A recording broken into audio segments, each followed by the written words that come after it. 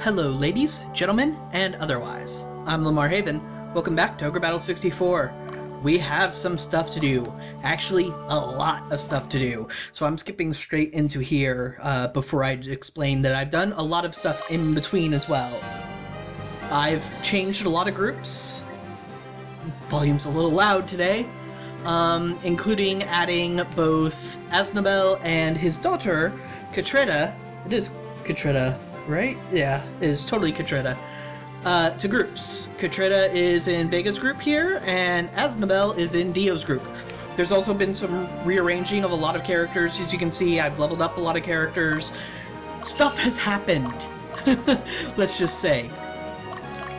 So I need to send a lot of people to a lot of places. Dio, I need you to head to Mosaka first, and then I'm gonna have to send him somewhere else.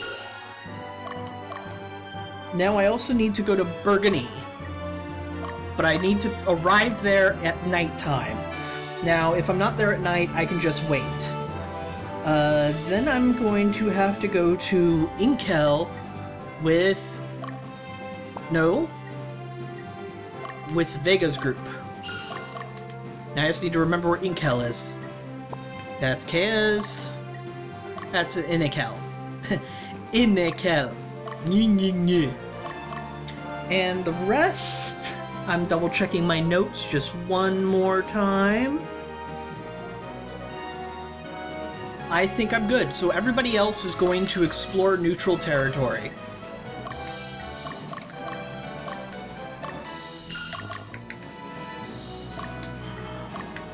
So I will cut back when something interesting happens. I'll see you soon, folks. Alright, so Dio is here. Enter Stronghold. Hey Dio, you're back! We missed you! You're gonna stay at home now, right? No, you're not. You didn't come back to live with us? When are you coming back? I promise I'll never waste money, so please, please. Never mind. It looks like you like it. We'll be okay, so kick some butt and become a badass knight, okay? This is Dio's hometown. And he seems to be quite a beloved figure at his hometown. But now, Asnabel also has somewhere he needs to go to. Asnabel. Kinsea. Which is right there, like I thought it might be. Alright, so it is now nighttime. That means Morris's group can enter this stronghold. Damn. Because my wife's been digging. I'm afraid of her. Net, you took my drinking. I ain't afraid. I'm got it. And now that we've seen that, we need to visit this place during the day. So I'll be back once something interesting happens or it becomes daytime and I can visit inside. Alright, Dio's arrived where he needs to be, but first let's have Sophia visit this town during the day. Did you see that drunk? He was a skilled blacksmith, but his wife left him because of his drinking. Where is she? She went back to her parents' home in Volmus. Why do you ask? I don't think it's a good idea to get involved in their problems. It's none of our business, don't you think? Not necessarily. But we can't do that just yet. So let's finish up with our business here, and then we'll see to that business. Sir Asnabel, I was hoping to see you again. And who might you be? We were taken prisoners at the Gunther mine. You helped us survive. Without your encouragement, we would have lost all hope. I just did what I had to do. Don't make a big deal over it. I'd join you if I could, but I'm no soldier. Please take this. This helmet has been passed down through the history of Alba. I have no use for it. And from that we get the Helm of the Fearless. Very nice helm. I might put it on Asnabel. I might put it on someone else. Alright, so everybody else is just going to explore until Katreda gets to Innikel. So I'll see you when that interesting thing happens. Ah, Dio found himself a wild golem. Very cool. I was hoping to have the option of making a golem unit, and this will be perfect. Yay, second golem!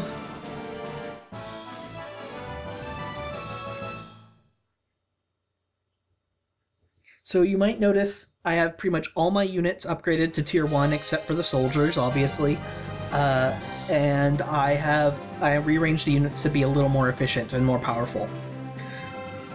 So Vega's here. No, my unit was wandering. I chose the wrong time to stop wandering. Alright, with Katreda, we can see this. I haven't seen you in a while, Katreda. How are you doing? Please don't worry. They're very good to me. That's great. Your mother entrusted me with this. My mother? She asked me to give this to you when you grew up. If you must sell it, it will fetch a good price. But I would try not to. Which is kind of the sad thing, because I don't think everything I've looked up, nobody knows what the Angel Brooch does. So, oops! We might sell it! Alright, so that's that. We're gonna go ahead and leave, because we now need to go to Vulbus. And now we want to area investigate here. So now we need to go to Sinal. Where's Sinal? There's Sinal. So this will be quick. I'm not going to bother distributing all my other characters and doing the neutral exploration thing here because there's nothing else here other than this one specific thing. So I'm not going to worry about it too much.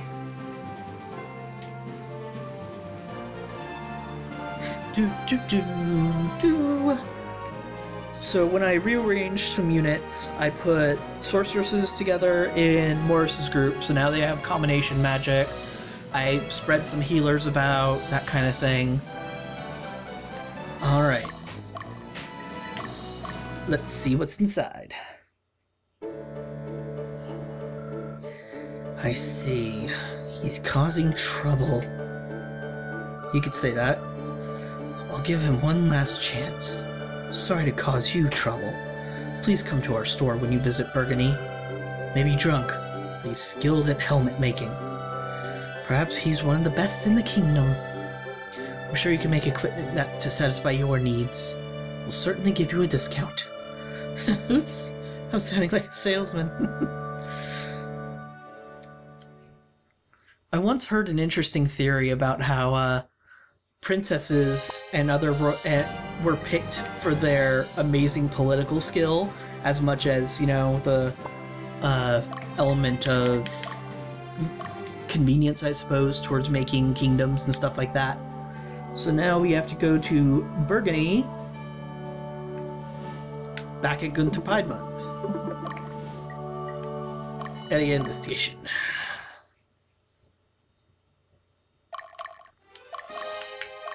I'm gonna head into there, and now we should be able to buy a helmet from them. They're a lot faster than us, apparently, and when it comes to traveling.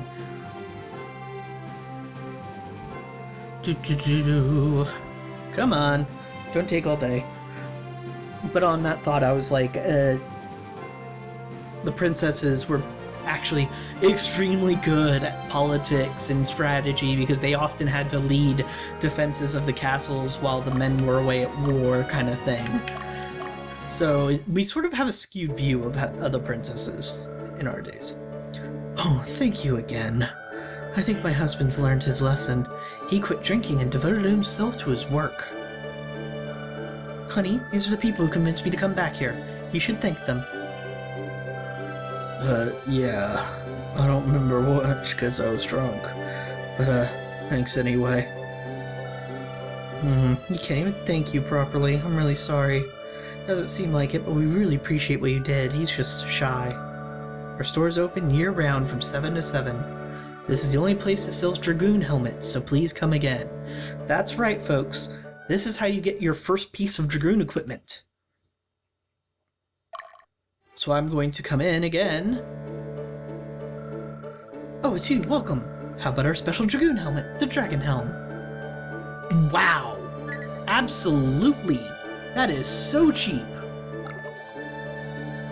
Wasn't expecting that. I was expecting to empty out my coffers.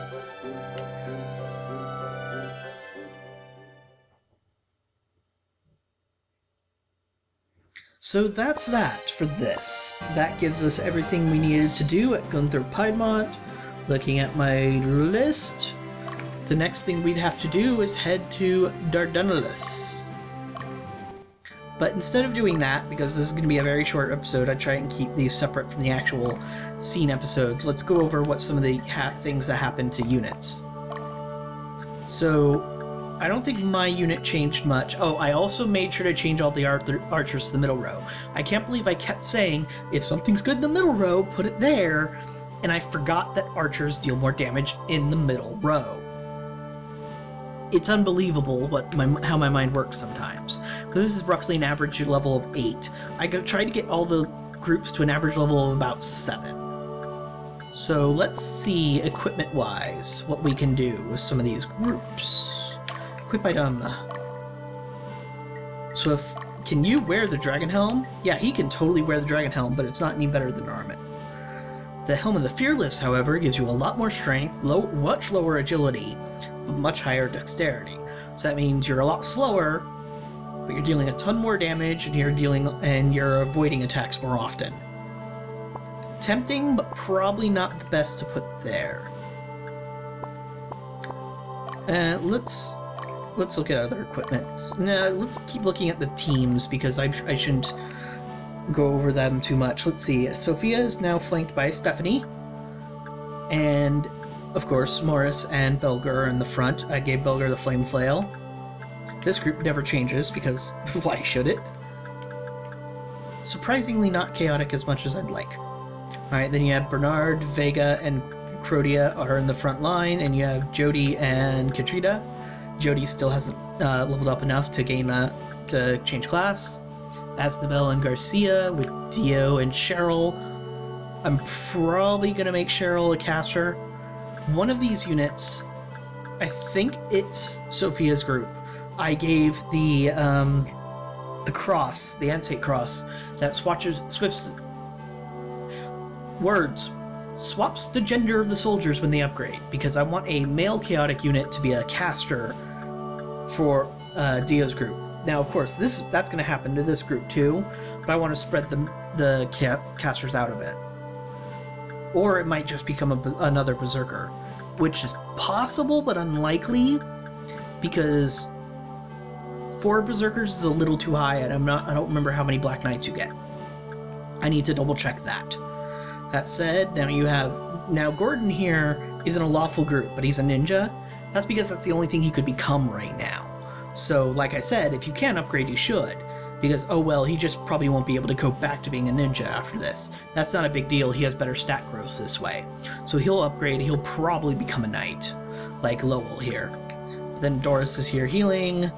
Then you have Misty and Leia, of course. Fun fact.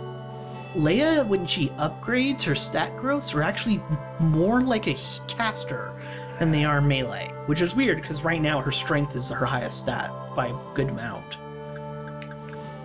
And then you have the problem with this group is going to become I can't keep it neutral forever, probably, because that would mean phalanx, probably phalanx, and then 2 archers, and that's it, except for outside units like monsters, because some of them can be neutral.